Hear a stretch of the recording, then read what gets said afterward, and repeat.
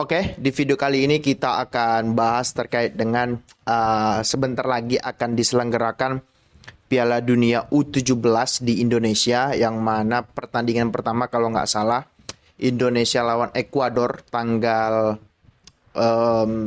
tanggal 10 ya, tanggal 10 bulan 11 ini. Ya, kalau kita hitung dari video ini kurang lebih 3 hari lagi lah kayak gitu. Nah, apa yang mau kita bahas kayak itu yang pertanyaan yang akan kita bahas adalah bagaimana apa yang seharusnya dilakukan oleh timnas Indonesia dan sejauh mana seharusnya kita berekspektasi terhadap Piala Dunia kali ini kayak gitu. Oke, gini, kita bahas dulu yang pertama yaitu apa tadi yang pertama? Apa yang harus dilakukan oleh timnas Indonesia gitu. Gini, ya kita semua sadar sepak bola Indonesia di dunia bisa dikatakan cukup tertinggal lah gitu dibandingkan negara-negara Asia lainnya kayak bahkan di Asia Tenggara kita bisa dibilang ya cukup tertinggal lah dibandingkan dengan Vietnam, Thailand gitu. Kita masih di belakang mereka lah, terbukti di AFF ataupun di peringkat FIFA kita masih di bawah mereka, tapi kita sedang berada di tren yang baik, yang cukup baik, yang menuju arah lebih baik lagi lah kayak gitu.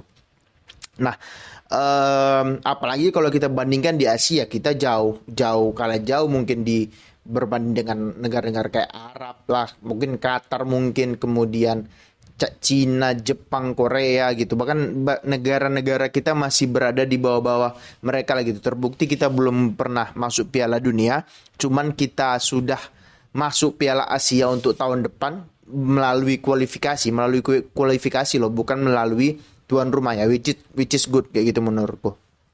Nah, gini, apa yang harus dilakukan timnas Indonesia? Kita kan ingin kita bahas. Menurutku semua pemain, semua pelatih ya harus enjoy the game gitu, nggak usah terbebani harus menang lah, harus pesta gol lah, harus show off lah dan lain sebagainya. Enggak, kalau menurutku sih ya main lepas aja, main sebagaimana mereka biasanya bermain. Kalau bisa ditingkatkan, bukan yang ngotot hampir yang akan yang akan merusak karir mereka sampai mereka cedera lah. Apalagi mereka kan under 17 tahun gitu. Artinya pemain-pemain usia 14, 15, 16, 17 tahun juga yang main kayak gitu. Jadi menurutku ya mereka bermain serius tapi nggak yang ngotot, nggak sampai kayak harus mengorbankan karir mereka sampai sliding kiri kanan. Menurutku sih bukan itu yang mereka cari. Apalagi di ajang Piala Dunia U17 ini pasti banyak talent scouting yang datang ke Indonesia untuk melihat pemain-pemain yang akan mereka rekrut untuk masuk ke klub mereka. Karena kalau mereka beli pemain U17 atau di bawah senior lah, pasti harganya lebih murah, bisa dikembangkan dan juga pasti akan dijual lebih mahal lagi kalau memang itu dari klub kecil. Nah, kalau dari klub besar ya mereka kembangkan untuk bermain di tim mereka, kan kayak gitu. Kan begitu logikanya gitu. Nah, klub-klub top besar lah kayak Madrid, kayak Barcelona, kayak ya semua klub-klub besar di dunia pasti talent scoutingnya pasti datang gitu, karena ini untuk melihat bakat-bakat muda yang ada kayak gitu. Jadi menurutku ya bermain penuh dengan semangat, tapi juga nggak usah kayak harus nekat-nekat betul hampir sliding kiri kanan, mereka merah sampai harus ribut pukul-pukulan. Rasaku bukan itu yang diinginkan seluruh rakyat Indonesia ataupun yang diinginkan talent scouting kayak gitu. Apalagi kalau kita seperti itu, negara kita akan tercoreng, negara kita akan tidak diminati oleh talent scouting kalau pemain-pemainnya itu sering rusuh lah, sering bentrokan lah. Jadi menurutku attitude juga harus dijaga di dalam penyelenggaraan kali ini kayak gitu. Nah, kalau kita bicara lagi yang harus dilakukan adalah mungkin mungkin kalau misalkan aku bisa membisikkan Coach Bima Sakti gitu, bilang aja ya pada saat di locker room, bilang aja kalian bermain sesuai dengan kapasitas kalian, nggak usah takut kalah, nggak usah memikir yang menang, yang penting kalian tunjukkan kemampuan kalian yang terbaik, karena dengan begitu kalian bermain enjoy tanpa tekanan pasti semua permainan terbaik akan keluar. Nah, yang menyebabkan permainan terbaik itu tidak keluar, kemudian skill itu tidak bisa ditunjukkan kan karena ada tekanan lah, tegang, nervous. Ya nervous itu wajar gitu di semua bidang, bahkan ya kasarnya kalau kita performer, karena kan pemain bola itu kan performer ya, bisa dibilang penghibur, entertainer gitu. Pasti ada yang namanya nervous, pasti ada yang namanya gugup, tapi ya kembali lagi mental yang akan bicara yaitu. Mungkin ya kalau kita mau bicara terkait dengan penyelenggaraan, kalau kita bicara timnas senior deh itu emang kayak dalam 10 tahun terakhir kan tuan rumah Piala Dunia 2010 itu Afrika Selatan, kemudian Brazil, kemudian Rusia, kemudian terakhir Qatar. Emang ada satu pun, bukan satu sih, emang mayoritas warga negara dari negara-negara yang kau sebutkan tadi itu berharap timnya juara. Mungkin Brazil iya, tapi Brazil juga cuma sampai semifinal, itu pun dibantai 6-0 sama Jerman di semifinal. Ke negara kayak Afrika Selatan, Rusia, bahkan terakhir itu Qatar, emang mayoritas negaranya berharap timnya juara? Nggak ada. Mungkin ya berharap, tapi itu nggak realistis. Karena apa? Negara mereka bukan negara sepak bola. Tujuan yang ingin mereka capai apa? Bahwasanya negara lain nih, artinya yang pertama negara mereka itu eksis.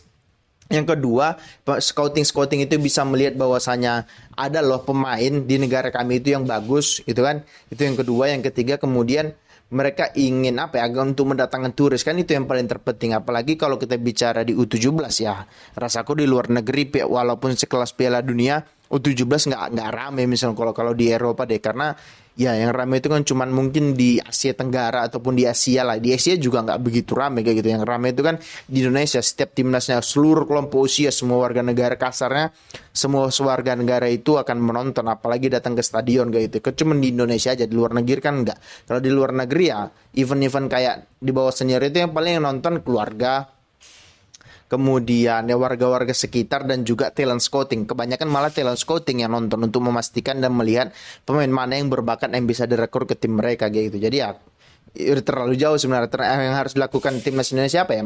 Kembali lagi harus bermain enjoy, bermain sesuai kapasitas mereka, dan juga bermain tanpa beban. Karena menurutku nggak ada satupun rakyat di Indonesia ini yang mengharapkan atau yang berekspektasi Indonesia akan juara. Agak berat mungkin kayak gitu loh, ngertinya. Nah, pertanyaan yang kedua adalah, seberapa besar seharusnya ekspektasi kita terhadap timnas Indonesia di Piala Dunia U17 kali ini kayak gitu. Nah, kalau aku pribadi ekspektasinya, karena kalau aku menghimbau semuanya, bagi semua yang nonton, bahwasanya nggak usah berharap tinggi deh itu. Mungkin di grup mungkin kita masih bisa berharap lebih, karena negara-negara kita kan satu grup bersama Panama, Ekuador, dan juga Maroko gitu ya. Negara-negara ini juga bukan negara-negara yang kental akan budaya sepak bola kayak gitu kan. Mungkin ya Maroko mungkin itu juga baru sekitar ya 8 atau 10 tahun terakhir mereka timnas seniornya mereka yang top gitu. Di usia bawah kan kita nggak tahu apakah top atau tidak. Itu juga top secara prestasi, secara permainan ya timnas Maroko biasa aja menurutku kayak gitu. Gue ya sorry to say kayak gitu. Nah, mungkin di penyisian grup mungkin kita masih bisa berekspektasi tinggi, karena ya kembali lagi aku bilang, tim-tim yang ada di satu grup dengan Indonesia tidak begitu kental dengan budaya sepak bola. Nah, ketika sudah masuk babak knockout kan di situ ada negara-negara yang kental akan sepak bola kayak Argentina, Spanyol, Prancis, Inggris, Brazil, kemudian apa lagi, Belanda dan lain sebagainya. Nah, situ mungkin ekspektasi kita harus lebih dikurangin lagi kayak gitu loh, ngerti nggak? Jadi kita juga nggak boleh memberikan ekspektasi lebih kepada para pemain. Nanti pemainnya itu merasa terbebani, apalagi kalau mereka bermain jelek atau kalau kita bully di sosial media, di Twitter hingga trending ya, itu membebani mereka ya. Kalau kita mau bully, udah bully dalam hati, bully dalam mulut aja, nggak usah sampai ketik di media sosial atau tidak mesti dipublikasikan lah gitu. Kritik ataupun caci maki dalam hati aja kayak gitu, supaya mereka juga nggak terbebani. Karena ya kita paham, mereka menjadi pemain yang tampil di ajang tertinggi di kelas umur mereka ya, di kelas umur mereka itu ya luar biasa itu, walaupun kita masuk melalui jalur tuan rumah kayak gitu, menjadi host kayak gitu. Jadi menurutku kayak gitu. Nah, kemudian gini deh, aku mau tanya dulu gak gitu loh, siapa sih dari kita semua warga negara Indonesia ini yang berharap Indonesia akan juara di Piala Dunia U17 sekarang? Rasaku kalau ada yang bilang itu Indonesia akan juara, rasaku itu nggak masuk akal gitu loh. Kenapa? Ya, kita lihat liga kita, pembibitan kita yaitu, kemudian kita lihat mungkin secara organisasi PSSI mungkin menuju lebih baik lagi di bawah Erick Thohir. Cuman kan secara pembibitan itu kan Pak Erick Thohir itu kan baru bertugas ya 1 atau 2 tahun terakhir ya. Nggak bisa untuk membangun sepak bola, iklim sepak bola yang bagus itu kan ya minimal 10 tahun kayak itu. Jadi artinya ketua PSSI sekarang bukan hanya memikirkan sekarang, tapi 10, 20, 30 tahun ke depan dia harus pikirkan rencananya seperti apa dan tidak dirubah-rubah lagi kalau memang itu sudah bagus kayak gitu. Nah, dan yang buat aku bilang lagi nggak usah berharap banyak-banyak terhadap timnas kita, karena ya rata-rata kalau kita lihat line upnya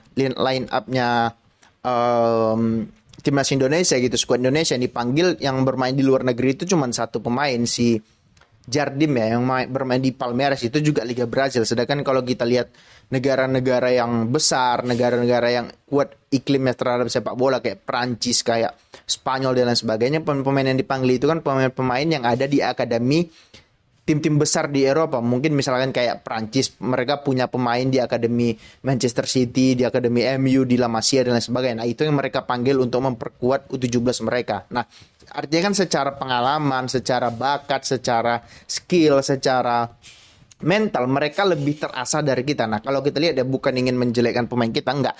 Cuman kebanyakan pemain yang dipanggil itu kan pemain-pemain dari PPLP, pemain dari SSB yang ada, kemudian ya dari klub ada juga, cuman kan sebagian, apalagi klubnya kan klub Indonesia ya, kalau kita bandingkan dengan Barcelona, dengan City kan ya masih, ya kasar mau cakap masih langit dan bumi kayak gitu, ngerti nggak? Jadi kalau kita memasang ekspektasi yang tinggi, rasaku agak konyol dan agak gegabah gitu. Jadi kembali lagi ya ke ekspektasi kita, menurutku ya kalau aku pribadi juga mau Indonesia lolos babak grup atau tidak ya I don't care gitu. Yang penting kita merasa bahwa kita bangga bahwasanya kita pernah tampil di Piala Dunia walaupun itu adalah di U17. Setidaknya pemain-pemain yang ada di U17 ini mereka mendapatkan pengalaman, mereka mendapatkan mental bertanding, mereka mendapatkan ilmu baru dari pemain-pemain yang kasarnya sudah lebih berpengalaman dari mereka. Kan ya kurang lebih 3 atau 4 tahun lagi kita akan memanen hasil atau memanen buah dari apa yang telah kita tanam di 2023 sekarang ini melalui U17 yang ada di Indonesia sekarang. Kan itu mindsetnya kan seperti itu gitu loh. Jadi kalau kita berharap, ya kalau aku pribadi aku nggak berharap banyak gitu. Bahkan kalau Indonesia yang penting nggak usah dibantai aja deh, karena negara-negara yang ada seperti yang gue bilang, negara-negara yang ada di grup sekarang juga bukan negara yang kental dengan sepak bola. Panama, Ekuador, dan juga Maroko kan bukan negara yang akrab, negara yang kuat akan iklim sepak bola yang seperti yang ku bilang tadi, yaitu bahkan kayak di Piala Dunia terakhir dia di Qatar gitu kan. Qatar itu kan habis digundulin sama negara-negara yang ada di grup dia.